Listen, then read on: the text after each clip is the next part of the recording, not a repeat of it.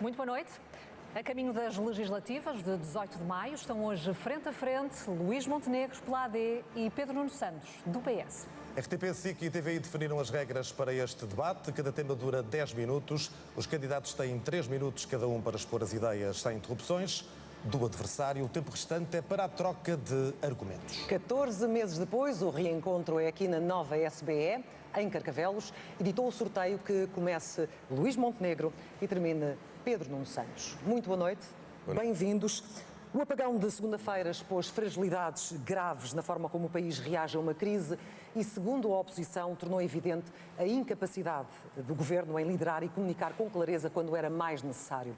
Luís Montenegro, para que percebamos quais foram as suas prioridades, pergunto-lhe por que optou por não falar logo ao país na primeira hora e dar um primeiro sinal de que estava efetivamente ao comando.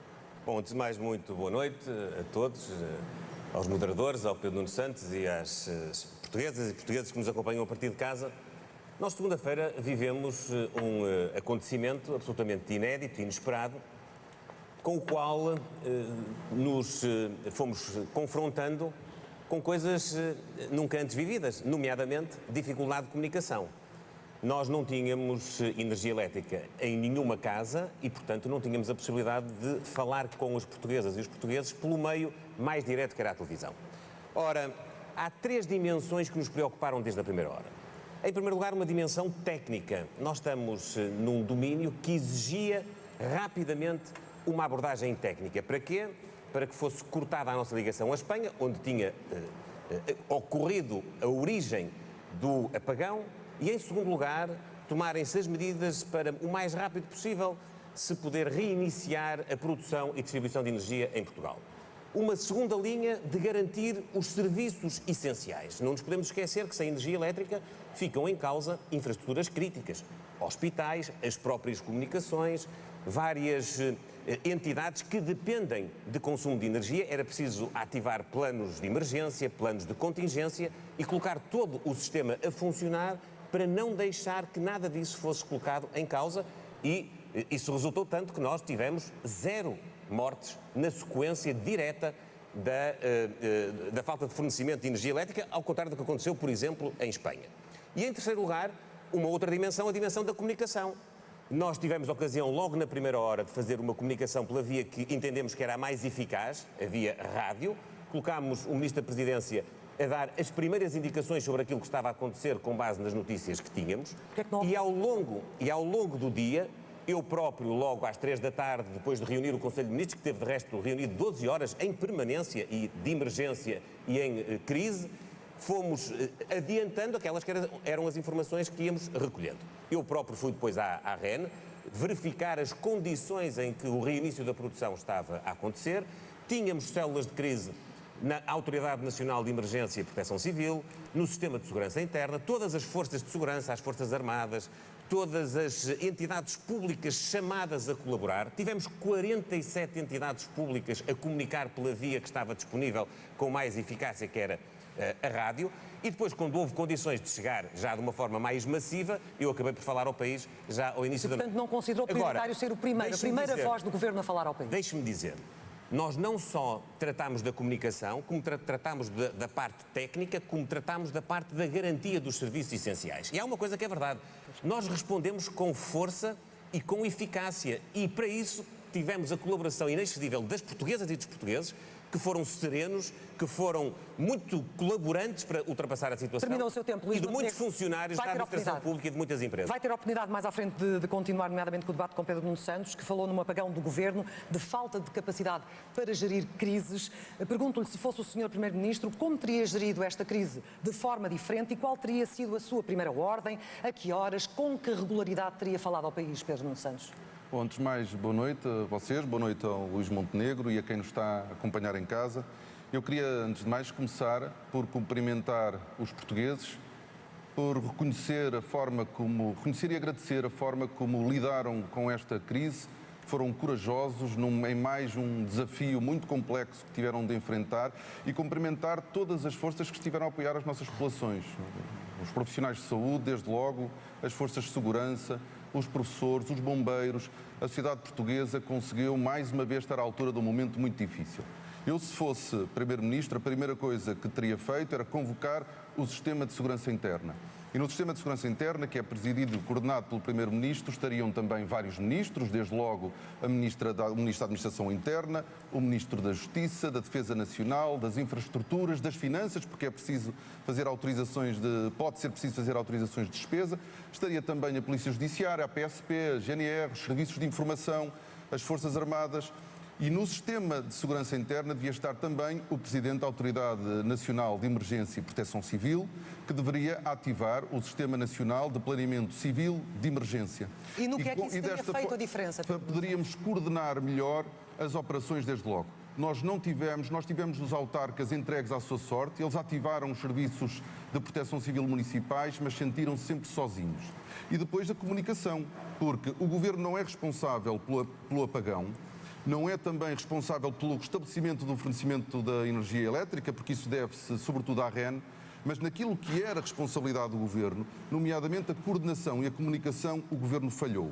É por isso que, no que diz respeito à comunicação, o Governo perdeu a oportunidade, a janela de oportunidade que permitia enviar uma mensagem a todos os portugueses enquanto as comunicações estavam ativas.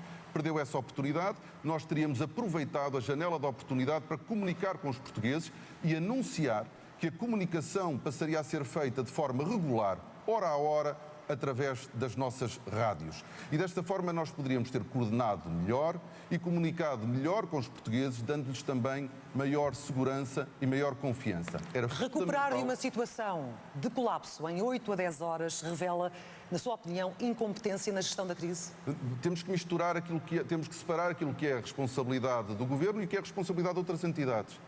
A REN fez, de facto, um trabalho extraordinário e conseguiu rapidamente, de forma relativa, obviamente, porque 10 horas tem impacto na vida das pessoas, mas conseguiu recuperar o restabelecimento da energia. Ao Governo, aquilo que se pedia era coordenação e comunicação.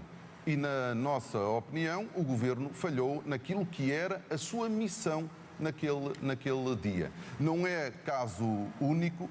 O Governo já tinha falhado noutras crises, nomeadamente na crise da greve do INEM e nos incêndios de 2020. Luís Montenegro tem a oportunidade agora de responder e de percebermos se é também ou não crítico da reação do líder do Partido Socialista. Eu até estava à espera que o líder do Partido Socialista repetisse aqui que houve falta de liderança e de serenidade na reação do Governo e do seu primeiro responsável, que sou eu.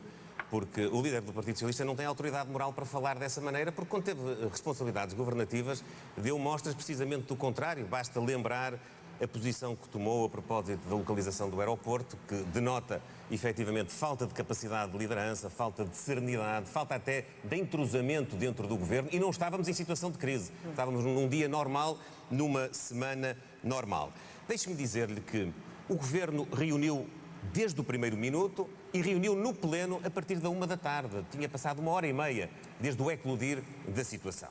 O Sistema de Segurança Interna funcionou. A Autoridade Nacional de Emergência e Proteção Civil esteve não só a funcionar, como a coordenar todas as operações tendentes ao transporte de combustível que era necessário para poder alimentar os geradores que estavam a substituir aquela que era a falta de fornecimento de energia elétrica. Mas também com várias situações de improviso, apesar do plano de contingência. Com certeza que com situações, enfim, que no momento tiveram que ter uma gestão mais imediata, mas com bons resultados. Sabe que nós estamos a ser muito elogiados, por exemplo, aqui ao lado em Espanha, quando nas primeiras horas até diziam que nós íamos demorar mais tempo, que íamos ter mais dificuldades.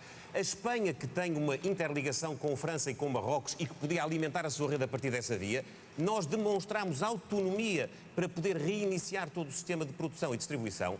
Tivemos um bom resultado com os funcionários públicos das várias áreas de atuação a serem proficientes. Tivemos a colaboração de muitas empresas privadas e tivemos, sobretudo, a colaboração e a maturidade cívica dos portugueses, que eu não posso deixar aqui de reconhecer. Deixa-me terminar com o Pedro Nuno Santos para responder e também para lhe perguntar, se for eleito Primeiro-Ministro, se vai manter as 3 medidas anunciadas ontem, auditoria independente, comissão técnica e mais centrais em Black Start.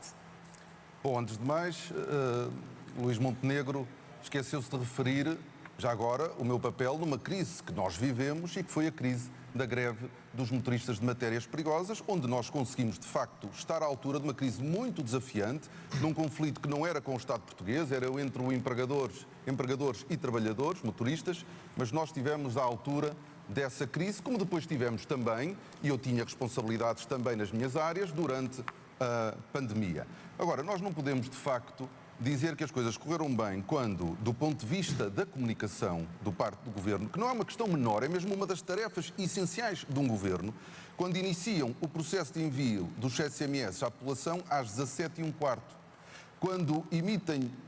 quando fazem o alerta nível laranja às 19h30, quando ativam a rede de postos de combustíveis às 20h30. Quando não vimos em nenhum momento a Ministra da Administração Interna, nem vimos a Ministra que tutela a política energética. E, pasme-se, tivemos ainda um Ministro da Coesão Territorial que tem um peso considerável no Governo a dizer que, perante os riscos na maternidade Alfredo da Costa, tinham dado orientação aos motoristas para encher jerrycans para abastecer a maternidade Alfredo da Costa. Isto é cómico, mas mostra a desorientação e a impreparação deste Governo para fazer face à crise. O nosso tempo terminou para este tema. Terão a oportunidade de falar também sobre outra crise política e de confiança que nos trouxe mais cedo para eleições. Enfim, num dia em que tivemos desenvolvimentos, mas antes é tempo de avançar com as propostas para o país. Até porque os números da economia mundial estão a ser revistos em baixa por várias instituições. Aliás, o FMI também reviu em baixa o crescimento para Portugal neste ano e no próximo. Pedro Nuno Santos, começo agora por si. O PS aposta no IVA zero, no cabaz alimentar, no IVA da eletricidade, no IUC, na devolução do IVA de carros elétricos. Estas propostas não põem em causa o equilíbrio das contas públicas? Bom, nós, dentro da possibilidade do espaço orçamental que nós temos, tendo em conta as previsões económicas para a economia portuguesa da maioria ou da totalidade das instituições internacionais, nós construímos o nosso programa. O nosso programa é claramente, desse ponto de vista, mais prudente, mais cauteloso que o programa da AD, que é, na realidade, um embuste. Porque aquilo que a AD faz é artificialmente colocar taxas de crescimento que não são previsíveis por nenhuma instituição internacional para depois terem um programa, um nível de despesa fiscal, despesa orçamental muito mais alto que o nosso. Nós fazemos a opção de baixar os impostos que toda a gente paga, nomeadamente, e que pesam mais nas famílias que ganham menos. O IVA zero permitirá reduzir o custo de vida com os bens alimentares, nomeadamente com a carne, com o peixe, com o leite, com os ovos.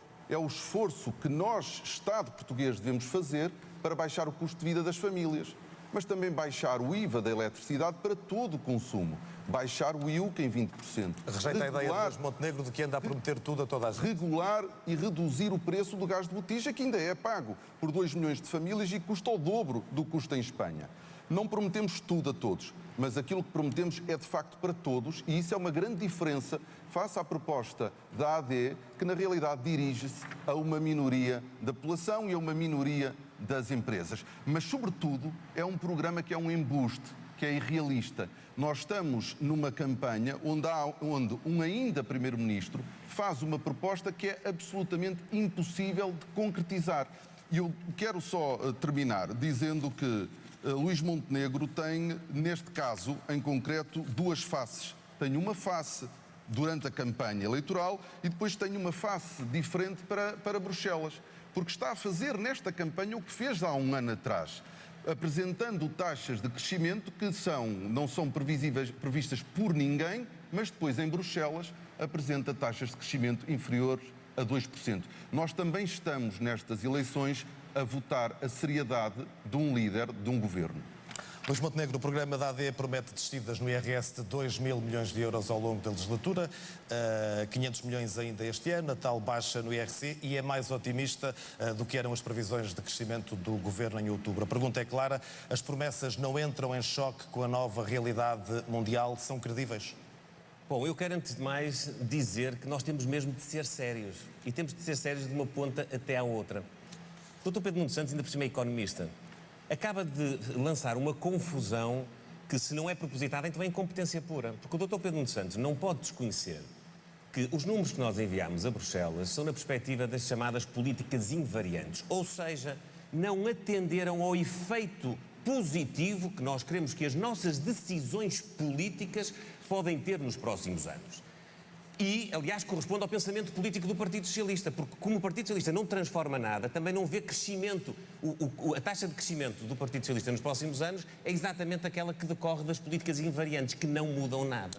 Ora, o nosso chega aos programa... 2% em 28 e a 29. O nosso programa, ao contrário daquele chega aos 3,2% em 28 programa, e ao 29. contrário daquilo que o Dr. Pedro Nuno Santos estava a mencionar agora, decorre do efeito que as nossas políticas ao longo do tempo vão provocando, nomeadamente as políticas de transformação do Estado, do setor público e as políticas de transformação da economia, nomeadamente as políticas fiscais.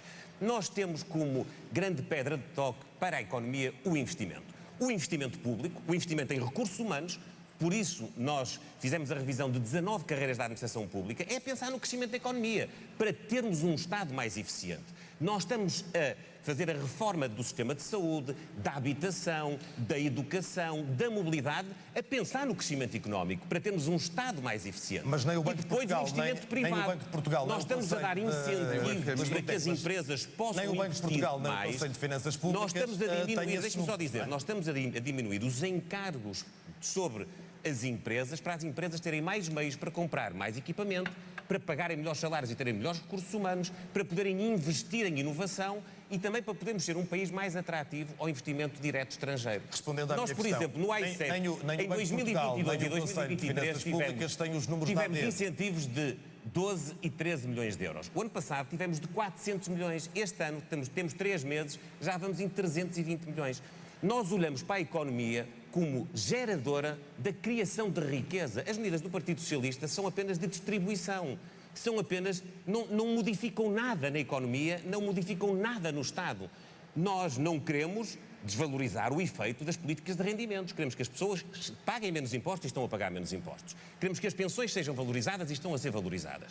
Mas nós temos de mudar o Estado e a economia para que ela seja mais produtiva. E sendo mais produtiva, cria mais riqueza. Criando mais riqueza, vai dar mais rendimento. E dando mais rendimento, já agora também dá mais meios ao Estado, porque as pessoas vão acabar por ter um pagamento de imposto que, embora seja menor na taxa, é maior na receita global em função da quantidade de rendimentos Está que com são capazes está com um de minuto gerar a mais pelo seu face trabalho e ao sobretudo das suas secretário-geral. empresas. Deixe-me só terminar com este Socialista. Ainda não respondeu à pergunta dos números da AD serem diferentes do número do Banco de Portugal, do nós Conselho não de só Finanças superámos, Públicas nós não só superámos todas as previsões, contrariando, aliás, o pessimismo da campanha o ano passado do Pedro Nuno Santos, como nós tivemos uma diminuição da receita de IRS de cerca de 1.000 milhões de euros. Mas a receita de IRC subiu 2.000 milhões de euros, o que quer dizer que é isto que nós queremos. As pessoas a pagar menos impostos sobre o rendimento do trabalho, premiar mais o mérito e as empresas a pagar mais impostos, não porque a taxa suba, mas porque são mais produtivas. Vamos equilibrar então os tempos. Pedro Nuno Santos vai ter mais tempo nesta segunda parte, até porque Luís Montenegro não quis responder à questão dos números do programa eleitoral Não, mas da eu AD respondi, serem diferentes. Peço muita desculpa. dos outros. A justificação para a diferença dos números é esta que eu lhe estou a dar. São políticas públicas, são políticas de transformação da economia que geram mais capacidade de criar riqueza, que por sua vez gera mais receita fiscal, que dá ao Estado, naturalmente, taxas de crescimento económico que vão favorecer o cumprimento do investimento público que está também Quer dizer detectado. que falta ambição ao programa do Partido Socialista? Sem dúvida nenhuma. Não, Isso já quer dizer, e já está correto. Não falta ambição ao programa do Partido Socialista, eu acho é que falta vergonha ao programa da AD, porque obviamente aquilo que Luís Montenegro nos traz aqui é uma fantasia, um ato de fé. O Banco de Portugal fez um estudo sobre o impacto da redução de 1 ponto percentual no IRC no crescimento a médio e longo prazo. E o impacto é de 0,1% no crescimento da economia portuguesa, se todas as empresas que tiverem essa poupança fiscal reinvestirem a totalidade dessa poupança fiscal. Ora, a nossa política de IRC é uma política mais inteligente, é aliás a política que é seguida na maioria dos países OCDE.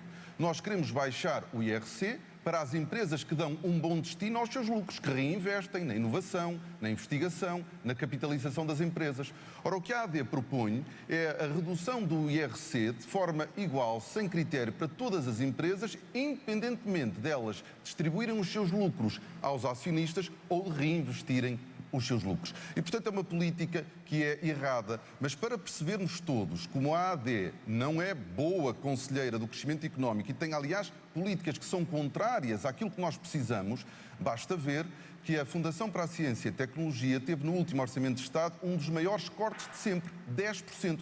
A Fundação para a Ciência e a Tecnologia é a principal entidade financiadora da ciência em Portugal. Pela primeira vez também em muitos anos, temos um menor número de inscritos nas nossas universidades. Ora, não se transforma uma economia com menos estudantes no ensino superior, nem com menos investimento na ciência. O Partido Socialista, aquilo que tem, é de facto uma política, uma estratégia. Nós defendemos, já tive a oportunidade de dizer, para que as pessoas entendam, à luz da nossa história, um novo relatório Porter que permita identificar os setores e as áreas tecnológicas com maior potencial de o Estado arrendamento não da deve ser economia. visto como um empecilho na economia, mas é o Estado a dirigir a economia? Não, claro que não. Da mesma forma, são as empresas que fazem o seu investimento. Aliás, eu quero lembrar, porque Luís Montenegro diz que está tudo muito bem do ponto de vista de investimento e crescimento económico, na realidade aquilo que Luís Montenegro apresenta como estando bem, já estava bem há um ano. Aliás, estava melhor.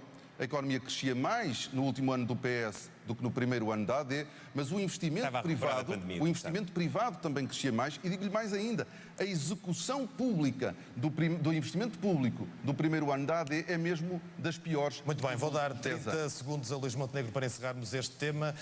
Diz que a economia gera-se a si própria e o Estado não deve atrapalhar, deve estimular. O Estado atrapalha a economia? Voltando só ao tópico inicial do Pedro Nuno Santos, nós temos mesmo de ser sérios. E o Pedro Nuno Santos tem de ser sério. A Fundação para a Ciência e Tecnologia bateu o recorde de execução de sempre, 833 milhões de euros. E corta-lhe a verba. Sabe que é mentira isso. O ano passado, a execução da Fundação para a Ciência e Tecnologia era de pouco mais de 500 milhões de euros. Subiu mais de 50%. O Sr. Doutor não está preparado para argumentar. Peço-lhe muita desculpa, mas tem que se informar melhor. Nós estamos a fazer uma aposta determinante na ciência, na inovação, na inteligência artificial, na tecnologia, como motor do crescimento económico. E é preciso olhar para aquilo que está no terreno. Nós temos, de facto, uma capacidade de execução muito maior do que aquela que o Partido Socialista e o Pedro Nuno Santos estavam habituados. E vamos continuar a ter. E é isto que dá sustentabilidade ao cenário macroeconómico que nós apresentamos. Sobre a sua questão, nós apresentamos medidas que estimulam o crescimento da economia e toda a atividade empresarial. Aquilo que o Partido Socialista quer é não só dirigir a economia, como privilegiar alguns setores. Mas a questão que se coloca e que se tem que colocar e que o Pedro Nuno Santos nunca respondeu é quais são os setores que ficam excluídos. Quais são os setores que o Partido Socialista não quer apoiar? Ou então, ainda mais, quanto tempo vai demorar o governo hipotético do Partido Socialista a decidir e estudar, como fez Michael Porter, os setores que estrategicamente devem ser mais apoiados? Muito uma ou duas questões que o Pedro Nuno Vamos ter seguramente hipótese de discutir vários temas ao longo deste debate. E Sara, vamos à saúde agora. Era só um apontamento muito 20 rápido. segundos. Aquilo que o Partido Socialista defende é aquilo que Mário Draghi defende na União Europeia e que, aliás, Luís Montenegro teve a oportunidade de ouvir da boca do próprio Mário Draghi, que era preciso nós fazermos uma seleção. Nenhum setor fica de fora dos apoios. Nós temos é que ter uma maior percentagem naqueles que têm maior potencial de arrastamento da economia. Não é nada de radical, é aquilo que Mário Draghi defendeu no mesmo sítio onde nós estivemos os dois. Muito bem. Vamos então olhar aqui para uma das áreas de maior importância para os portugueses, a questão da saúde, e onde governantes, quer do Partido Socialista, quer do PSD, não têm sido capazes de colmatar todas as falhas. Os senhores têm visões diferentes de como resolver os problemas no SNS, que são vários, mas que acabam todos por estar ligados à falta de profissionais. Era aqui que eu queria que nos centrássemos. Luís Montenegro, o que é que se compromete a fazer para conseguir contratar mais profissionais para o Serviço Nacional de Saúde, para ter menos utentes sem médico de família e menos urgências fechadas? Dar continuidade à política que iniciámos de valorização do estatuto remuneratório e da progressão das carreiras dos profissionais de saúde. Nós fizemos um acordo com os médicos, como é sabido, fizemos com os enfermeiros, fizemos com todas as áreas de atividade, até com os técnicos de emergência pré-hospitalar, para precisamente podermos ter capacidade de atração e retenção de recursos humanos. É verdade que o nosso Serviço Nacional de Saúde tem vários constrangimentos, vários problemas que vão demorar algum tempo a ser superados, do ponto de vista da gestão, do ponto de vista dos investimentos que ficaram na gaveta durante anos, mas esse dos recursos humanos é decisivo. Mas era preciso tratar disso. E nós vamos continuar.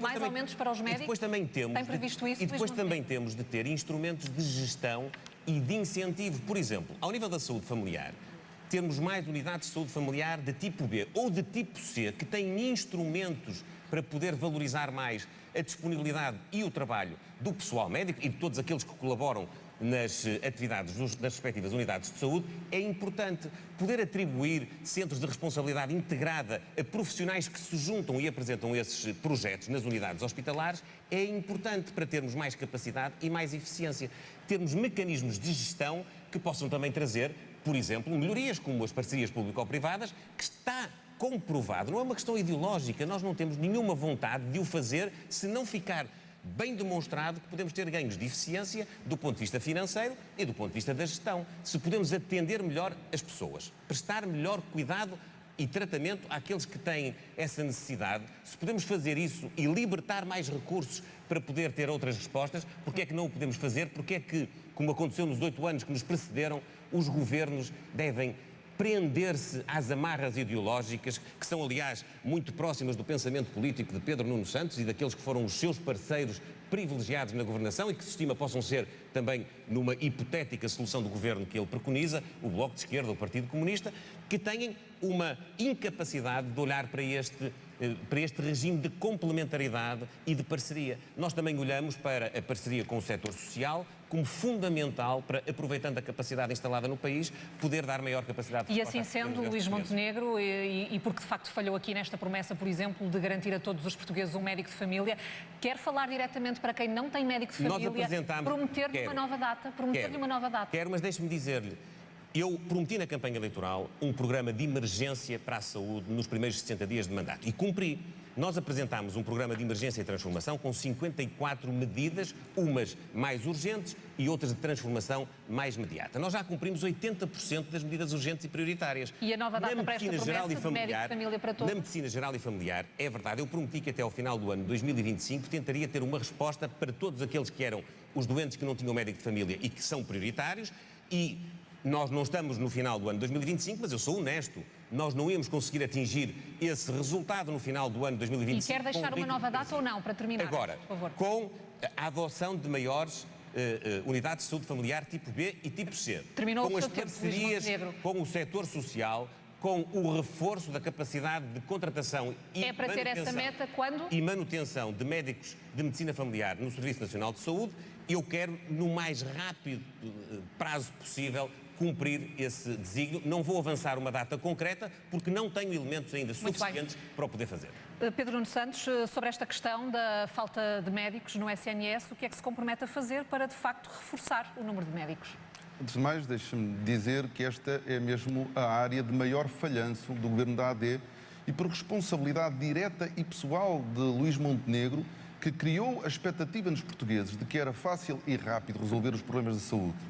Prometeu, como aqui já tivemos a falar, médicos de família para todos os utentes. E nós temos mais 50 mil utentes em médico de família do que tínhamos há um ano. E temos 1,5 milhão, é óbvio que não vai conseguir cumprir a promessa que fez há um ano. Mas bem, o governo do Partido Socialista conseguiu cumprir essa promessa. Correto, só que entretanto nós perdemos as eleições e há ainda primeiro-ministro que fez a promessa de que até ao final de 2025 todos iam ter. E portanto, neste momento, quem está em julgamento é o líder da AD que fez essa promessa. E o senhor, como candidato a primeiro-ministro, quer avançar com uma data para ter isso concluído? Deixe-me dizer o seguinte ainda. E as propostas que o governo da AD tem implementado têm fracassado. Fez uma promessa de que um acordo com o Hospital Privado de Cascais iria garantir médicos de família a 75 mil utentes. Não chegaram a 5 mil. Já hoje aqui falou nas unidades de saúde familiar tipo C. Prometeram 20. Candidataram-se 6. Isto é, as respostas e a aposta, no setor privado por parte deste governo fracassou. Ora, nós temos de criar condições no SNS para tornar não só as carreiras, mas a atividade dentro do SNS mais atrativa. E quais são as propostas do Partido Socialista? Isso passa por nós, obviamente, olharmos para a carreira, garantirmos uma progressão mais célere da carreira e conseguirmos encontrar mecanismos que permitam uma melhor conciliação da vida familiar com a vida profissional aos médicos. Portanto, não é só aumentos para os médicos, é o que está a dizer. E dar condições de alojamento, nomeadamente subsídio de alojamento, aos médicos disponíveis para prestar cuidados de saúde primários, serem médicos de família, nos centros de saúde onde nós temos mais carência. Mas verdadeiramente nós precisamos de fazer mais, para reduzir não só a pressão nos nossos hospitais e nos serviços de urgência, mas também para darmos melhor qualidade de vida aos nossos portugueses. Nós temos uma população cada vez mais envelhecida, com doenças crónicas, e nós precisamos de fazer um trabalho junto da comunidade para garantir que as doenças crónicas, nomeadamente dos nossos mais velhos, não se desestabilizem, evitando que tenham de ir desnecessariamente para as urgências ou serem hospitalizados. Isto implica equipas multidisciplinares, com médicos, enfermeiros, nutricionistas, fisioterapeutas, assistentes sociais. Estas equipas vão permitir aliviar, diminuir, onde custa mais também ao SNS, que é nas urgências e nos hospitais. E para terminarmos, antes de dar novamente a palavra a Luís Montenegro, a questão das parcerias público-privadas. Já disse que não tem nenhum dogma em relação a isso. Portanto, estão alinhados nessa questão, se for necessário avançar com novas parcerias público-privadas na saúde? Como eu já disse várias vezes, nós não temos nenhum dogma ideológico. Agora, nós só se avança para uma parceria público-privada com uma fundamentação que nós não vimos até agora. O Governo quer passar para PPPs 5 hospitais, mais de 170 centros de saúde, sem ter apresentado a devida fundamentação. E, portanto, o que eu prefiro, em primeiro momento, dar mais autonomia de gestão às administrações dos nossos hospitais. E eu tenho a certeza que com maior autonomia e maior flexibilidade de gestão, os nossos hospitais podem ser melhor geridos, sem os termos de entregar à gestão de privados. Muito rapidamente, Luís Montenegro, para terminarmos este tema, queria rebater há pouco uma ideia de Pedro Nuno Santos. Com certeza, porque acusar-me a mim de ter falhado é de facto uma coisa espantosa. Então eu falhei quando nós, em 11 meses, fizemos um acordo com os médicos e com os enfermeiros que o Partido Socialista e o Pedro Nuno Santos não fizeram em 8 anos. Então eu falhei quando... Vamos falar das urgências e dos encerramentos de urgências. Mas tem de ser muito rápido, por favor, para mudarmos de tema. As urgências, no primeiro trimestre de 2025, face ao ano passado, que ainda era o governo do Partido Socialista, as urgências de adultos tiveram menos 89% de encerramentos este primeiro trimestre de 2025. As de pediatria, menos 50% de encerramento do que tinham tido no ano passado. As de obstetrícia, menos 46% de encerramentos do que tinham tido o ano passado. A criação da linha SNS grávida tirou das urgências 36.500 atendimentos que não foi necessário serem encaminhados para as urgências, foram encaminhados para outras unidades de saúde ou até foram, acompanhadas a partir da chamada no domicílio. Nós temos em transformação o Serviço Nacional de Saúde, que está a diminuir os prazos para a marcação das consultas e realização das consultas e das cirurgias. Com certeza que há muitos constrangimentos. Eu não estou com isto a dizer que vivemos num país... E há muitos indicadores que ultrapassou de num facto, ano não estão melhores. Um problema que tem 2 décadas, pelo menos, mas que foi agravadíssimo. Tem que equilibrar os tempos nos últimos 8 anos, sob a responsabilidade responsabilidade do Pedro Nuno Santos e já agora daquele que o doutor Pedro Nuno Santos exibe como, enfim, a grande esperança do Partido Socialista para a área da saúde, que foi não só secretário de Estado neste período de 8 anos, como foi também diretor do Serviço Nacional de Saúde. Já agora, só mesmo para terminar, hoje de manhã o doutor Pedro Nuno Santos foi ao Hospital de Santa Maria e deve-se ter percebido que o tempo de espera na urgência para os doentes vermelhos foi 0 minutos e para os doentes laranja foi 36 minutos. Eu, antes de mais, agradeço que Luís Montenegro tenha lembrado aqui Fernando Araújo, porque é de facto das figuras na área da saúde mais consensuais na sociedade portuguesa, elogiado por muitas personalidades de direita, julgo até candidato a Presidente da República apoiado pela AD, e portanto agradeço muito que lembre, porque dá segurança e dá confiança aos portugueses termos pessoas competentes, pessoas competentes do nosso lado. As listas de espera para consulta aumentaram 15%. As listas de espera para cirurgia aumentaram entre 2% a 3%. Os serviços de urgência não estão melhor, estão piores do que o ano passado.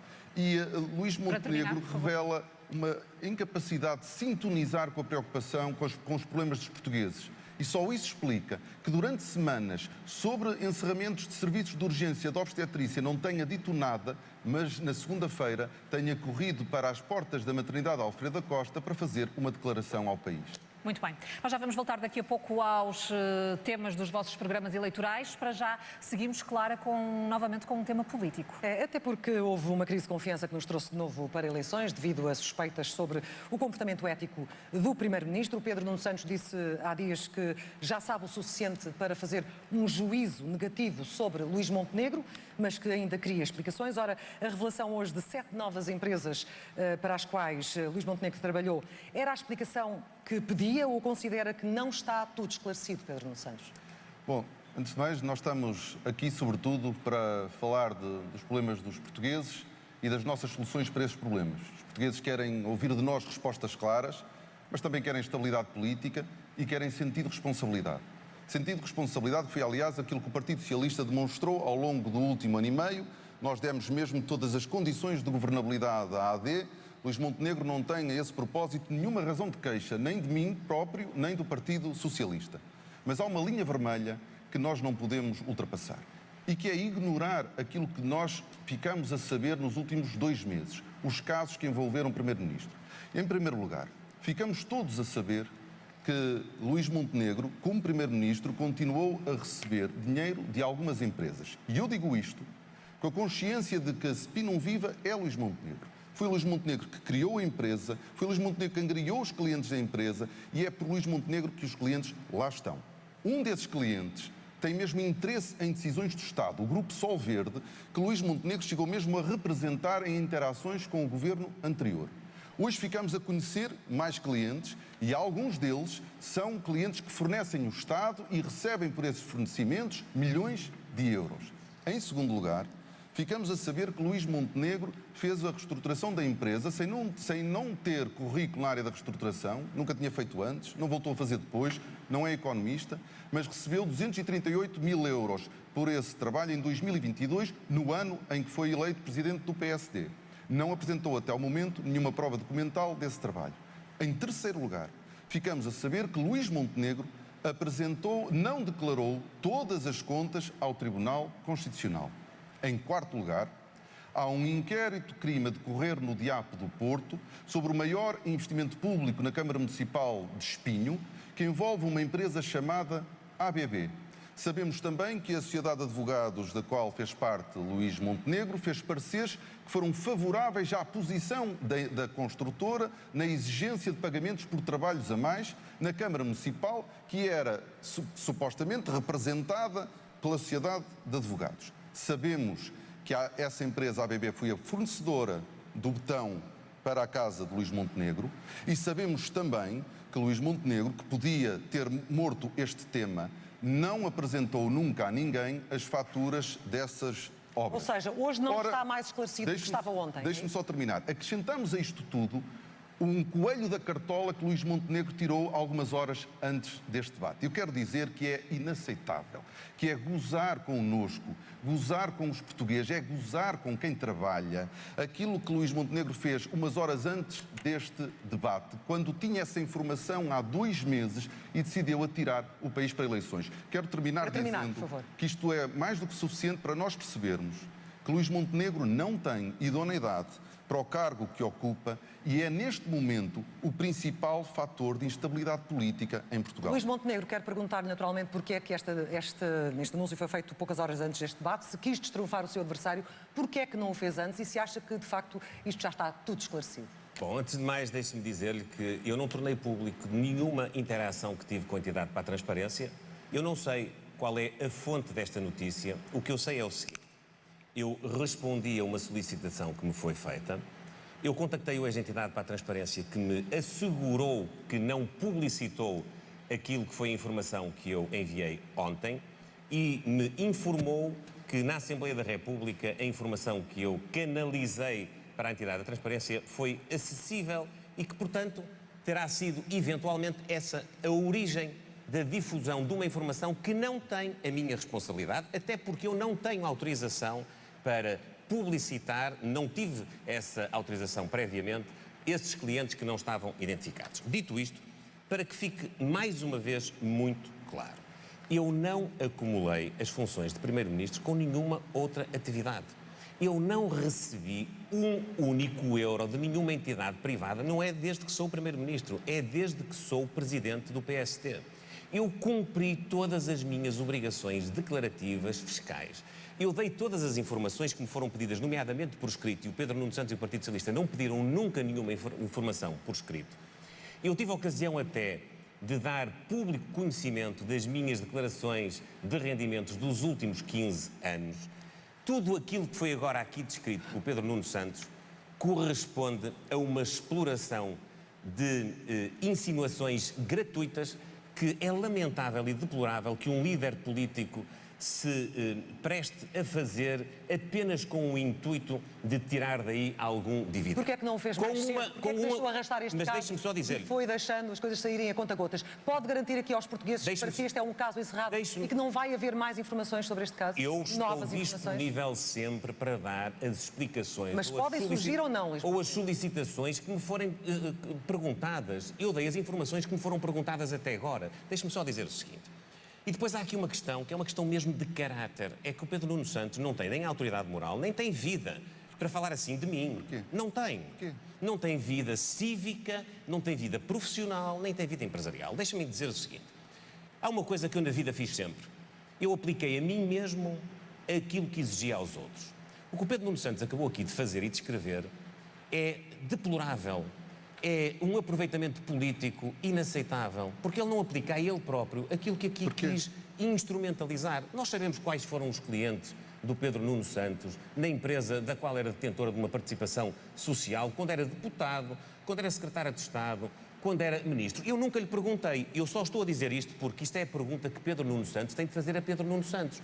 Nós sabemos quais foram as entidades públicas a quem a empresa do Pedro Nuno Santos, e é o Pedro Nuno Santos que lhe deve perguntar, vendeu materiais, vendeu equipamentos, vendeu serviços. Quer responder, Pedro Nuno Santos, as perguntas? Já são muitas as perguntas em cima da mesa, Sr. Primeiro-Ministro. O Sr. Doutor Pedro Nuno Santos quer saber qual foi o meu trabalho quando eu estava fora da política e fica espantado por eu ter recebido 190 mil euros de honorários de uma reestruturação, deixe-me só dizer isto, de uma reestruturação de uma empresa e de uma valorização que foi de mais de 6 milhões de euros. Peço-lhe que cumpra as regras do debate, Luís Montenegro. Eu não só estava habilitado para fazer esse trabalho, como já demonstrei estar habilitado para reestruturar o país que os senhores deixaram muito maltratado. Pedro Nuno Santos, quem está habilitado para reestruturar um país, mal era que não estivesse para fazer uma pequena operação de valorização de uma atividade. Peço-lhe mais rigor no tempo, quero responder, Eu queria dizer a Luís Montenegro que não se vitimize, porque a vida não o tratou mal. Não é toda a gente que consegue sair da política e rapidamente conseguir 2 ajustes diretos com 2 autarquias presididas por 2 companheiros de partido e amigos. Portanto, a vida não o tratou mal, não se vitimize, não tem sentido absolutamente nenhum. Não foi o Partido Socialista que abriu um inquérito crime no Diapo do Porto. O que é que eu tenho a ver com isso? Não fui eu. Você está a insinuar o quê? Não fui eu que não declarei a todas as minhas contas ao Tribunal Constitucional e quero lhe dizer mais. Luís Montenegro perguntou ao Paulo Raimundo se havia alguma decisão sua ou do seu governo que tivesse beneficiado algum seu cliente. E eu quero dizer que há, potencialmente, sim. E vou-lhe dizer porquê. Neste momento, na pasta de transição do anterior governo, foi dito ao seu governo que, a partir de outubro do ano passado, segundo o turismo, havia condições para lançar o concurso internacional para a renovação da concessão de 3 casinos. Dizia mesmo que o governo tinha pedido ao Turismo de Portugal para antecipar este cronograma para defender o interesse público. Ora, hoje estamos no final de abril e ainda não foi lançado o concurso internacional. O que significa que é cada vez mais difícil de nós assegurarmos que não vai haver uma nova prorrogação. Prorrogação da concessão que vai beneficiar diretamente o Grupo Sol Verde e pode potencialmente prejudicar o Estado português. Isto para lhe dizer que nesta matéria, estas matérias são fundamentais e não podia nunca ter continuado com a sua empresa depois de ter assumido funções como Primeiro-Ministro. Esta é uma matéria importante porque, obviamente, estão-se a avaliar líderes e projeto. As 2 coisas estão, obviamente, na campanha e estão no momento da decisão dos portugueses. E sim, houve uma decisão que pode ter beneficiado, uma decisão por omissão, que pode vir a beneficiar seu cliente. A Comissão Parlamentar de Inquérito ainda está em cima da mesa, Pedro Nuno Santos? Depende, sobretudo, de Luís Montenegro. Luís Montenegro, como é que pretende dar estabilidade ao país quando carrega um caso que promete prolongar a instabilidade? Eu não carrego caso nenhum, com toda a franqueza. Eu tenho só que dizer ao Pedro Nuno Santos que ele não tem mesmo limites. O Dr. Pedro Nuno Santos fala de um processo que estaria na pasta de transição, eventualmente do turismo, do Ministério da Economia. É para ver que eu não tenho conhecimento sequer disso, porque eu não participei nessa transição, nem participei de nenhuma decisão que tivesse a ver com os meus antigos clientes. De tal maneira que a única que foi tomada pelo Governo foi um recurso sobre uma decisão que tinha sido tomada pelo seu governo, do qual o senhor fez parte, e no decurso da qual tinha sido atribuída uma indemnização a essa empresa, a Solverde, de 15 milhões de euros mais juros. Eram 18 milhões de euros. Nós recorremos e inibimos o Estado de pagar essa indemnização. Mas deixe-me dizer-lhe uma outra coisa. O senhor tem mesmo coragem de me falar em prorrogações de zonas de jogo, quando o senhor sabe que as duas últimas foram da responsabilidade de governos do Partido Socialista e a última de um Conselho de Ministros onde o senhor se sentava? O senhor está a falar do quê? O senhor não sabe que nós estamos ainda no ano de 2025 e que eu saiba, essas concessões que mencionou acabam no final do ano. Quer responder, Pedro O senhor, Santos? de Quer facto, responder? não tem limites, mas devia ter. Luís Montenegro não percebe a diferença. É que o Grupo Solverde não era cliente nem de António Costa, nem do ministro Pedro Cisa Vieira ou Costa e Silva. Quero dizer, sobre os 18 milhões do Grupo Solverde, era só o que faltava que o Estado português não recorresse da decisão do Tribunal Arbitral. E vou-lhe dizer porquê. É que numa situação exatamente igual, só que era o Casino da Póvoa, o governo anterior também recorreu da decisão do Tribunal Arbitral para o Supremo Tribunal de Justiça, que depois veio dar razão ao Estado. Imagine o que era, numa situação exatamente igual, o Estado português e o governo, sob a sua liderança, não fazerem o mesmo que o governo anterior não tinha feito. A esta hora, o Dr. Luís Montenegro já não estaria aí. Eu estou esclarecido quanto aos seus propósitos. Para fechar, Luís Montenegro, se for eleito e se o PS ou o Chega mantiver a intenção de avançar com uma comissão parlamentar de inquérito, o senhor vai responder com mais uma moção de confiança? Eu analisarei todas as iniciativas políticas que os partidos da oposição quiserem colocar. Há uma coisa que eu nunca farei na minha vida política. Eu nunca forçarei nenhum adversário a expor a sua família, a sua mulher, os seus filhos, ou o seu pai, ou a sua mãe, ou a sua irmã, a uma comissão parlamentar de inquérito para tirar daí proveito político. Isso eu nunca farei. Quer responder para fechar? Nós nunca quisemos expor a família de ninguém. Aliás, já tivemos a oportunidade de dizer que nunca chamaríamos a família direta, nomeadamente a mulher, nem os filhos de Luís Montenegro. Já o dissemos publicamente, nunca foi esse o nosso objetivo, era simplesmente ter os esclarecimentos que o povo português tem o direito de ter e que Luís Montenegro, infelizmente, preferiu sempre não dar. De regresso aos temas sectoriais, agora, Hugo, é tempo de falar de pensões. Pensões, de envelhecimento e também de segurança social, um tema que mexe com milhões e milhões de portugueses. Começo por si, Pedro Nuno Santos, pede um pacto nacional para cuidar do envelhecimento e diz também que na questão das pensões é diferente da AD. Porquê? Bom, antes de mais porque nós valorizamos a sério os pensionistas e sempre que podemos, nós aquilo que fazemos é aumentos extraordinários para além do aumento que está consagrado na lei. Eu já ouvi a AD dizer que aumentou as pensões. A AD estava tão habituada a cortar pensões que cumprir a lei já é um feito para a AD. Na realidade, houve um aumento, já com o PS na oposição, um aumento para lá do que a lei previa. Mas foi uma proposta que o Partido Socialista levou à Assembleia da República que teve um voto contra da AD. Portanto, o Partido Socialista leva a sério o sistema público de pensões, leva a sério os pensionistas do nosso país. Nós valorizamos os pensionistas e o conhecimento acumulado que eles tenham e o contributo que podem ainda dar à nossa sociedade. E há uma coisa que nós nunca faremos, que é grupos de trabalho presididos por pessoas que têm uma posição clara sobre o sistema público de pensões e que querem, obviamente, entregar parte do sistema público de pensões ao mercado de capitais. Isso nós nunca faremos. Nós nunca permitiremos que quem quer que seja ponha a mão no sistema público de pensões. Está a acusar o Luís Montenegro de o fazer? Não, porque o Governo criou um grupo que está a estudar a reforma da segurança social e tem um presidente que tem posições muito sólidas sobre o sistema de pensões em Portugal. Tenho muita dificuldade em acreditar que vá concluir diferente do que sempre defendeu.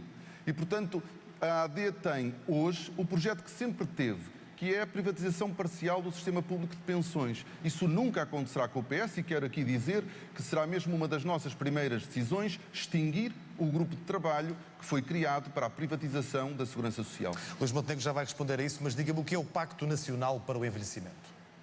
Aquilo que nós precisamos é de olhar para as nossas instituições de solidariedade social que cuidam dos nossos mais velhos e assumirmos todos que nós precisamos de aumentar o investimento no apoio aos mais velhos.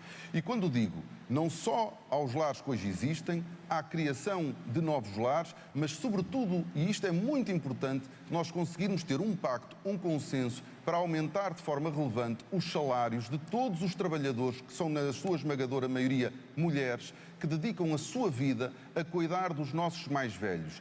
E valorizando quem cuida dos nossos pais e dos nossos avós, nós estaremos também a cuidar dos nossos idosos. Luís Montenegro dizia há um ano que era a altura de o PSD se reconciliar com os pensionistas e com os reformados de Portugal. Estou a citar, dizia: sei que alguns deles têm receio de votar em nós. Acredita que essa reconciliação já aconteceu? Acredito que nós demos todas as razões para que os pensionistas e reformados portugueses confiem não só no projeto que nós lideramos, como confiem mais no nosso do que no do Partido Socialista. A palavra-chave é de tranquilidade e de valorização. Nós aumentámos as pensões de acordo com os critérios da lei para todos e cumprimos a nossa promessa de valorizar as pensões mais baixas. Valorizámos logo no primeiro mês de mandato, aumentando uma primeira vez o complemento solidário para idosos, aumentámos uma segunda vez no Orçamento do Estado, atribuímos um suplemento extraordinário em outubro, quando vimos que a execução orçamental o permitia para todas as pensões até 1.527 euros, começando por ter um suplemento maior até aos 509 euros, de 200 euros, depois de 150 euros até aos 1.018 euros e depois de 100 euros até aos 1.527 euros. Mas deixe-me dizer-lhe que nós não fizemos só isso. Nós fizemos uma transferência de 4 mil milhões de euros para o Fundo de Estabilização Financeira da Segurança Social. Nós procedemos a uma digitalização do atendimento na Segurança Social que retirou 450 mil beneficiários da necessidade de serem atendidos na Segurança Social, ou seja, nós estamos a atuar não só conferindo melhor atendimento, melhor capacidade de interação e também valorização. Agora, o Dr. Pedro Nuno Santos hoje está mesmo a falhar muito à seriedade. Então ele critica o Governo por ter criado um grupo de trabalho que mais não está a fazer do que a analisar um estudo, um livro verde, que foi o Governo do qual o Dr. Pedro Nuno Santos fez parte, que elaborou. Então o Dr. Pedro Nuno Santos está chateado porque o Governo que eu lidero está a estudar aquilo que o Governo que ele fez parte mandou fazer. Ó, Dr. Pedro Nuno Santos, o Dr. Pedro Nuno Santos não tem limites à utilização demagógica, deturpada dos argumentos políticos. Nós estamos simplesmente a analisar as conclusões do seu estudo, do estudo que o senhor encomendou. Eu já prometi, vou aqui reiterar, nós não vamos fazer nenhuma alteração ao sistema de segurança social nesta legislatura. E se algum dia eu, enquanto líder do PSD ou chefe de governo, tiver de a propor ao país, será na base de uma decisão eleitoral. E eu já prometi que só o farei, portanto, numa próxima legislatura, se for necessário. Mas todas as regras sobre a sustentabilidade da segurança social vêm ainda do tempo do Partido Socialista. E não está em causa? Não está em causa. Não está em causa mesmo. Nós fizemos tudo, não só para dar mais sustentabilidade à segurança social, como para valorizar as pensões e, sobretudo, as pensões mais baixas. Nós aumentámos primeiro para 600 euros, depois para 630 o complemento solidário para idosos, que queremos que chegue nesta legislatura a 870 euros, que é um rendimento mínimo do pensionista. Mas fizemos mais. Para terminar, nós duplicámos de 50% para 100% a comparticipação dos medicamentos prescritos precisamente para quem tem rendimentos mais baixos. Como sabem ambos, o país sem apoios sociais tinha 40% da população na pobreza. Com os apoios sociais, 20% da população está em risco grave de pobreza. Não fazia sentido, e devolvo a palavra ao Pedro Nuno Santos, mas também quero ouvir Luís Montenegro sobre isso, não fazia sentido, tal como na defesa, um entendimento entre os dois principais partidos na questão da sustentabilidade da segurança social, naquilo que é verdadeiramente importante, o Estado Social no contexto do país. Nós estamos sempre disponíveis para olharmos para a nossa segurança social e encontrar mecanismos para lhe dar mais sustentabilidade. Por exemplo, o Partido Socialista defende a diversificação das fontes de financiamento da segurança social e, quando eu digo isto, nomeadamente termos vários pontos percentuais do IRC afetos especificamente ao financiamento público da segurança, ao financiamento da segurança social. E, portanto, eu quero deixar claro ao Luís Montenegro que a posição do Partido Socialista sobre o sistema público de pensões nunca se alterou. Agora, aquilo que o Luís Montenegro aqui nos diz é que concorda com a alteração. Não tem a coragem para fazer já nesta legislatura. Isso não é sério. Isso não é sério. Disse mesmo. Isso não é sério. Eu peço silêncio, e tive em silêncio tanto tempo, só Mas não é tinha mais uns sério, minutos. não é sério, só é reincidente e não é sério. Não é verdade, porque Luís Montenegro acabou aqui de dizer que não apresenta nesta legislatura, pode apresentar ou apresentará. E o senhor na está a próxima. concluir que eu vou fazer, não pode fazê-lo. Eu estou a dizer que nós todos conhecemos a posição de Jorge Bravo e dos membros deste grupo de trabalho. E o que é mais provável é a conclusão que a AD defende há muitos anos. E, portanto, não é sequer uma novidade. No que diz respeito ao combate à pobreza, Luís Montenegro falou aqui do complemento solidário para idosos. O PSD foi sempre historicamente contra o complemento solidário para idosos. Ele é um instrumento de combate à pobreza na terceira idade, que foi criado pelo Partido Socialista. Ele chega a 300 mil. Nós temos mais de 2 milhões, quase 2 milhões e meio de pensionistas. E por isso é que o Partido Socialista, durante os últimos governos, fez 6 aumentos extraordinários nas pensões, e nós queremos voltar a fazer aumentos extraordinários permanentes. Qual é que é a política do PSD em matéria de pensões? É chegar ao pontal e anunciar um bónus. Só que é um bónus que não se repete. As nossas propostas em matéria de pensões são aumentos permanentes nas pensões. Dou-lhe um minuto, Luís Montenegro, para poder responder, e sei que vai conseguir. Conseguirei, com certeza. Eu quero clarificar, porque de facto o debate político tem que ser feito com seriedade e com honestidade intelectual. Nós não temos no nosso programa nenhuma alteração ao sistema de segurança social, que fique muito claro. Os pensionistas sabem que nós vamos valorizar as pensões, todas. Vamos valorizar mais as mais baixas. Vamos continuar a dar complementos de política para poder precisamente combater a pobreza. Combater a pobreza através da capacidade de comprar medicamentos, uma das despesas mais prementes da população idosa, mas também com políticas ativas para combater a solidão, para combater aquilo que é muitas vezes o sofrimento de pessoas que estão numa fase onde muitas vezes se sentem sozinhas. E nós temos dado muitas mostras de concretizar também no domínio da saúde. Nós fizemos um acordo com o setor social, nós fizemos um acordo para garantir o financiamento dos cuidados que as instituições sociais prestam, cuidados continuados, cuidados de apoio domiciliário, cuidados de saúde, enfim, em cada instituição garantir que nada fica por tratar. Sabe que é também com base na complementaridade entre o Serviço Nacional de Saúde, o nosso sistema de saúde e o setor social, que nós construímos uma sociedade mais justa e combatemos a pobreza. E seguramente haverá mais... Este é um dos impedimentos que, do ponto de vista ideológico, o Partido Socialista e os seus parceiros de governo não compreendem. E haverá seguramente mais justiça social quando a habitação for melhor em Portugal, Sara. É por aí que levamos agora o debate. É uma das maiores dificuldades para os portugueses conseguir uma casa que possam pagar. Houve nos últimos anos responsabilidades governativas de ambos nesta área. Luís Montenegro, de que forma é que poderá fazer diferente daquilo que tem sido feito até aqui, visto que as medidas tomadas até agora não têm resolvido esta crise na habitação? Desde logo executando. O Dr. Pedro Nuno Santos foi ministro e teve a responsabilidade desta área especificamente. Quando nós chegámos ao governo, havia um plano de investimento de 26 novas habitações, seja por via de construção nova, seja por via de reabilitação. Não havia dinheiro para concluir esse programa, só havia dinheiro para pagar 16 mil desse investimento, sendo que ele ainda estava muito atrasado.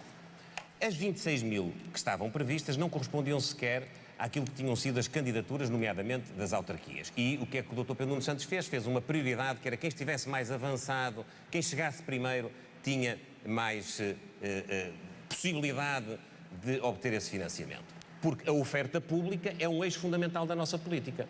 Ora, nós fizemos aumentar de 26 mil para 59 mil o objetivo agora na próxima legislatura. E executadas são apenas 2 mil. Financiando esse projeto com dinheiro do PRR e com dinheiro do Orçamento do Estado. Mas é um ritmo de execução que não tem servido para as necessidades do país. Nós tivemos de alocar mais 2.800 milhões de euros a este projeto. É assim, isto não produz efeito imediato, mas se nós conseguirmos construir estas 59 mil casas ou reabilitar, se conseguirmos, como estamos também a trabalhar, uma linha de financiamento no Banco Europeu de Investimento, para poder cumprir as estratégias locais de habitação dos municípios, que prevêem a construção de mais 136 mil novos fogos, nós vamos do lado da oferta pública aumentar a oferta de casas. Depois temos também de aumentar do lado público os incentivos do lado da procura. Foi o que fizemos com os jovens. Nós atribuímos uma isenção do pagamento de IMT, de imposto de selo, aos jovens até aos 35 anos, complementado com uma garantia pública para que eles pudessem aceder a 100% de financiamento bancário, que era muitas vezes o constrangimento que faltava. Do lado do arrendamento, agilizamos os critérios para a atribuição da ajuda do Porta 65, que é o nome do programa. Está agora com problemas de pagamento, é verdade, tem que ser recuperados, mas são muito mais os jovens que estão a obter condições de aprovação para poderem ter acesso à habitação por via do arrendamento. Do lado da oferta privada é preciso simplificar, é preciso ter vantagens fiscais, é preciso também que do lado privado haja colaboração na oferta. Nós temos de ter mais construção no mercado para baixar o preço. Como é que se faz isso? Se nós afunilarmos, como aconteceu na última década, a construção de habitação, naturalmente que a lei da oferta e da procura tem um efeito imediato, que é, há pouca oferta, há muita procura, o preço sobe.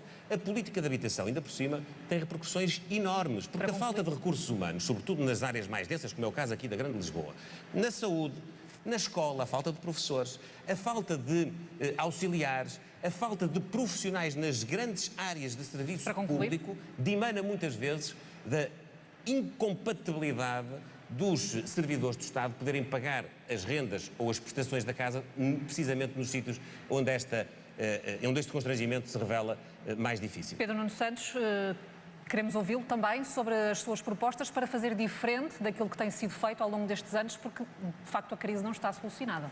Não, o problema da habitação é um problema de difícil resolução. Nós nunca o dissemos que era fácil. E é um dos maiores dramas nacionais. Não só para os jovens que procuram casa, para as jovens famílias que querem constituir a sua família, querem se autonomizar, mas também para muitos outros mais velhos que pagam caro ou pela prestação ou pela renda. Esse é, de facto, um dos nossos maiores problemas. Mas as políticas que foram adotadas no último ano, elas produziram resultados contraproducentes. E eu quero aqui explicar. O Luís Montenegro falava da isenção do IMT e da isenção de imposto de selo. Medidas que, não tendo sido acompanhadas de medidas do lado da oferta, aquilo que levaram foi uma aceleração dos preços do imobiliário. A isenção do IMT e do imposto de selo garante uma poupança a rondar os 5%, só que só no último trimestre do ano de 2024 os preços subiram mais de 15%, engoliram a totalidade do benefício da isenção do imposto de selo e do IMT. Mas essas, portanto, Pedro Nuno Santos, são medidas para manter, se for primeiro-ministro. Não, nós não vamos revertê-las. Então, está no seu programa. Mas na realidade, hoje os jovens estão, não só os jovens, mas os jovens em particular, estão ainda mais longe de conseguir comprar casa do que há um ano atrás. E com uma agravante, nomeadamente a quem arrenda, é que o Governo falhou totalmente, foi mesmo incompetente na gestão dos apoios ao arrendamento. Nós temos milhares de famílias que, mesmo cumprindo os critérios, perderam o apoio extraordinário à renda. E estão a cortar na alimentação, como já nos disse a DECO, há alguns mesmo perderam a casa. E nos jovens, Luís Montenegro falou en passant do Porta 65 e dos problemas nos pagamentos, os atrasos são entre 6 a 7 meses, quando antes deste governo eram de 2 meses. E, portanto, temos neste momento jovens à espera 6 meses para receber, para poder pagar a renda de sua casa. E, então, portanto, quais é que são as suas propostas, Pedro Nuno Santos, para resolver os problemas no arrendamento, para aumentar a oferta também disponível no mercado? Aquilo que nós temos de fazer, e aqui nós aproximamos-nos da AD, não temos uma visão diferente, é intensificar a construção. Construção pública, construção privada e construção cooperativa. Não há outra solução. Algumas das casas que Luís Montenegro entregou, por exemplo, as casas em Oeiras, foram casas que se devem ao programa que eu lancei enquanto Ministro e aos governos do Partido Socialista. As casas que o Sr. Ministro das Infraestruturas entregou no entroncamento, a mesma coisa. Obviamente que este processo de investimento demora tempo. Luís Montenegro falava em 59 mil casas. Na realidade, desconhece o programa Primeiro Direito, porque ele prevê o investimento, não a 100%, não é investimento a comparticipação, não a 100%, mas a comparticipação por parte da Administração Central de todas as habitações em situação de indignidade. Neste momento estão 130 mil famílias identificadas. Portanto, a legislação hoje em Portugal já prevê o financiamento por parte da Administração Central destas 130 mil casas. Agora, o que nós precisamos é de ter casas também para a classe média. primeiro direito foi criado para a população mais carenciada e nós precisamos de fazer casas para os filhos da classe média.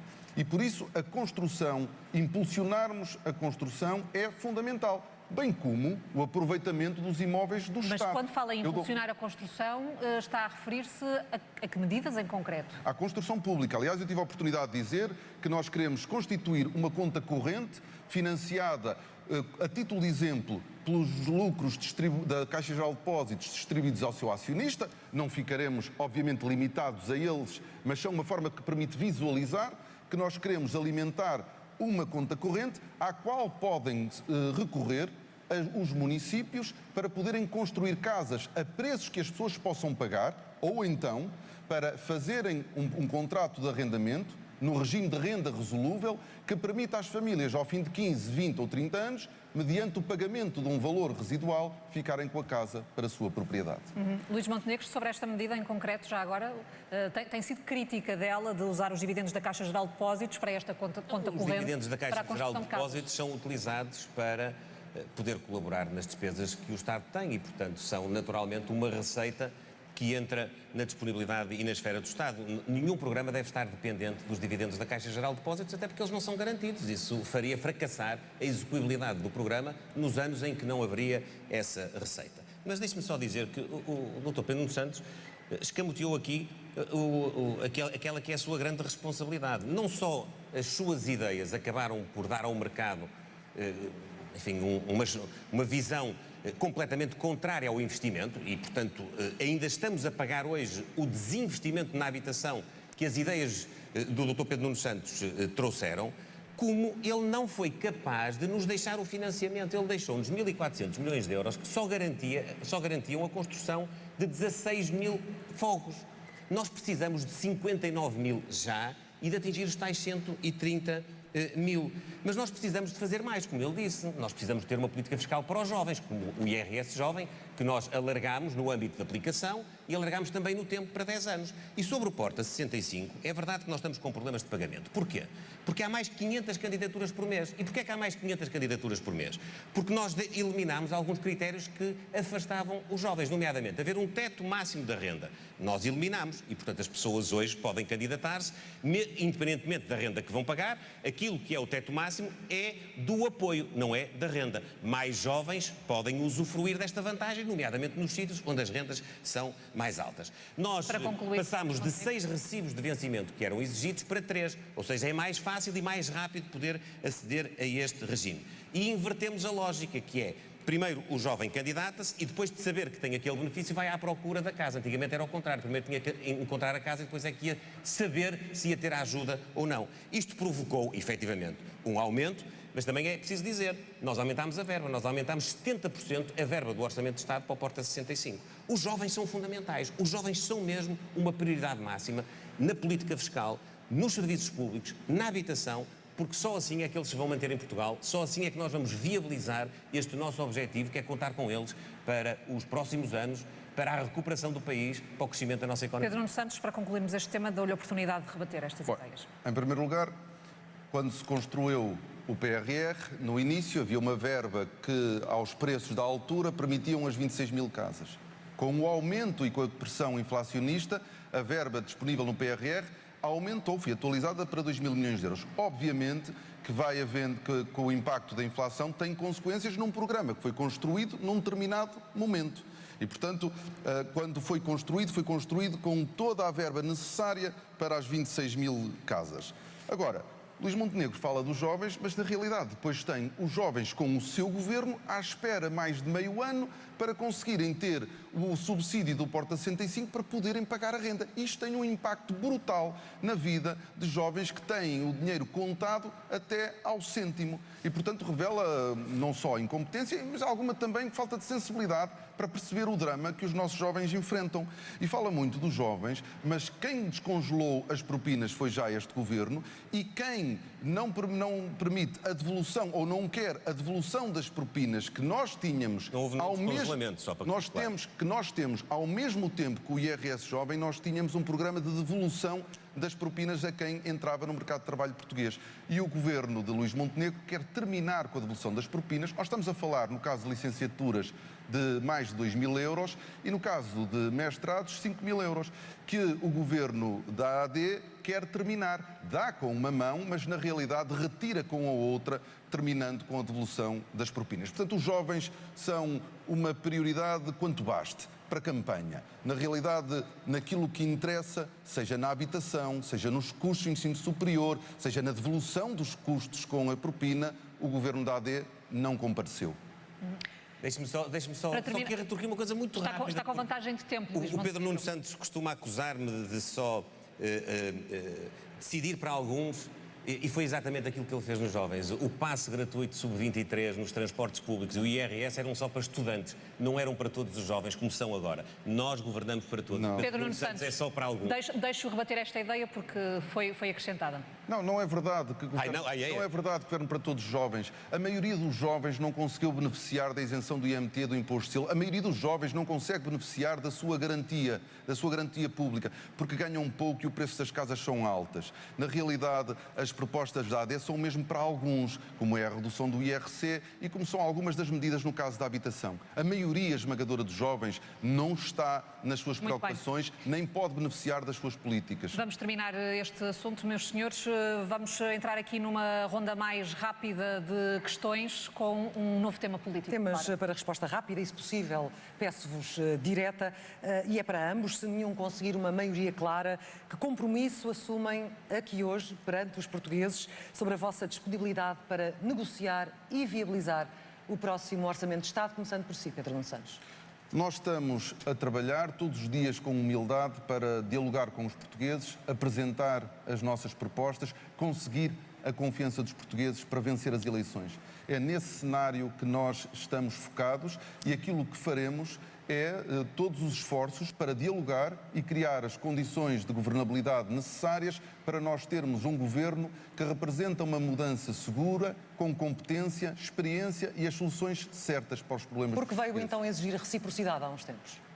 Porque não sou eu, quer dizer... O seu partido? Eu acho que o Partido Socialista mostrou o sentido de responsabilidade ao longo do último ano e nós vemos isso aos portugueses. Agora, na realidade, nós estamos a trabalhar todos os dias para termos a confiança dos portugueses, liderarmos um governo e tudo faremos com diálogo com as diferentes forças políticas para termos estabilidade, a estabilidade política que, infelizmente, Luís Montenegro já não consegue garantir ao país. E respeitar esta vontade do povo português de que governe o partido mais votado?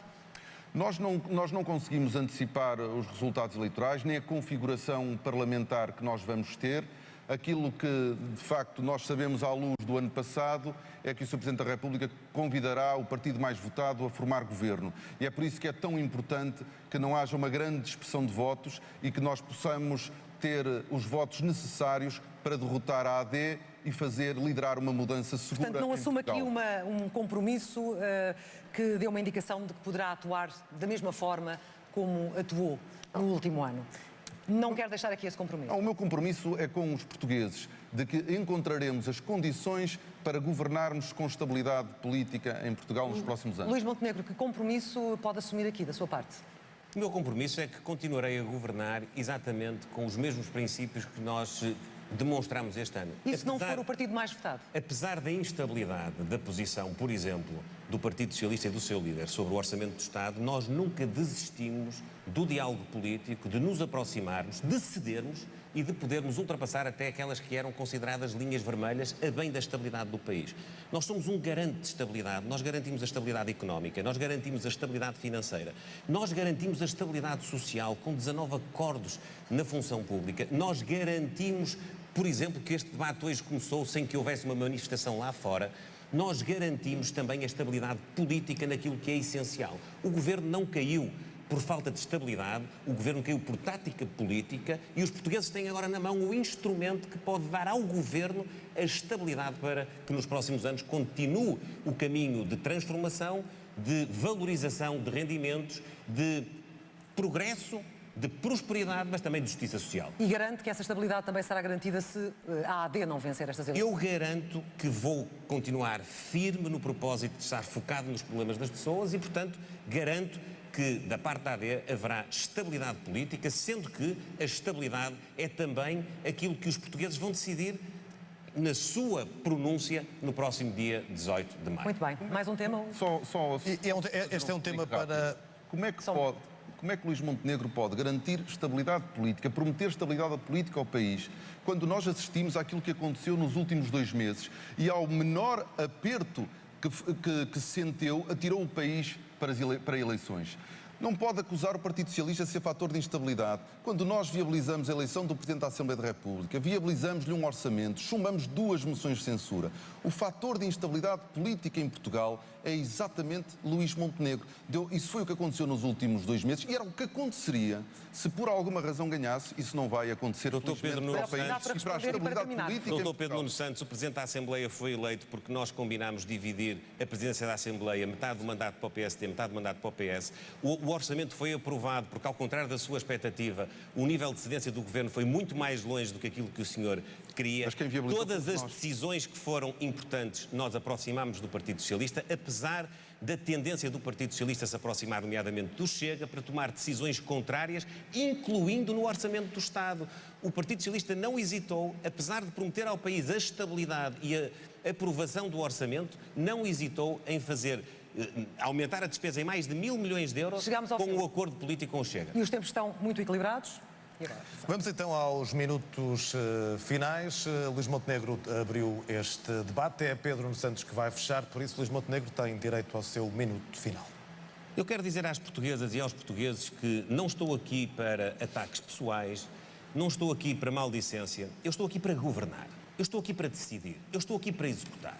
Durante este ano fomos capazes de tomar decisões que estavam adiadas, arrastadas há muitos anos. Valorizámos o trabalho.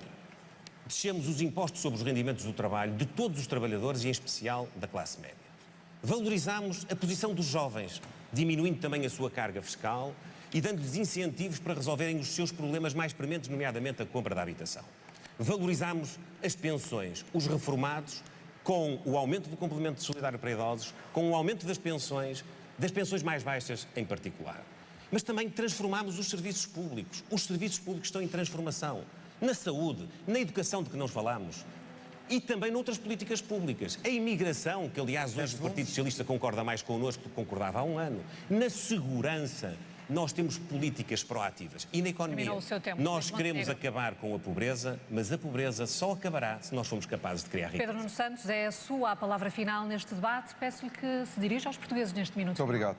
Eu quero agradecer a quem nos acompanhou este debate. O debate foi importante e esclarecedor. Quero ser muito claro, dizer aos portugueses